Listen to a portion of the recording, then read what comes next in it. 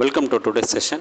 இன்றைக்கி நம்ம மெய்டன் அப்படின்ற ஒரு வேர்டு 3 விதமான அர்த்தத்தை நமக்கு கன்வே பண்ணுது.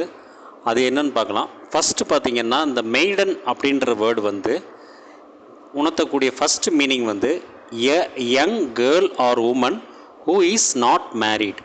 அதாவது திருமணமாகாத பெண்களை உணர்த்தக்கூடிய ஒரு வார்த்தையாக இந்த மெய்டன் அப்படின்றது இருக்குது. ரெண்டாவது பார்த்திங்கன்னா, maiden and over in which no points are scored. கிரிக்கெட்டில் ஒரு ஓவரில் எந்த ரன்னுமே எடுக்கலை அப்படின்னா that is also called as maiden. மூணாவது பார்த்திங்கன்னா, மெய்டன் என்ன அர்த்தத்தை உணர்த்துதுன்னா, being the first of its kind. முதல்ல நிகழ்த்தக்கூடிய ஒரு செயலை நம்ம மெய்டன் அப்படின்னு சொல்லலாம்.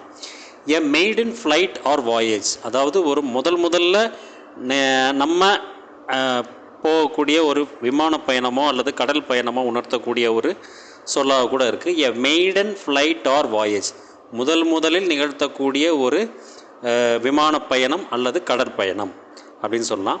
எ மெய்டன் ஸ்பீச், அதாவது முதல்ல நிகழ்த்தக்கூடிய ஒரு சொற்பொழிவு.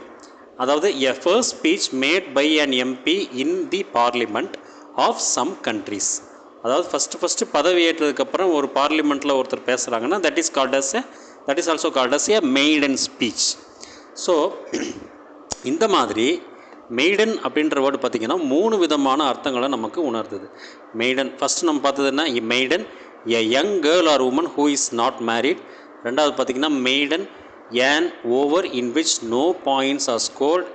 Maiden being the first of its kind. A maiden flight or voyage. A maiden speech, the first speech made by an MP in the parliament of some countries.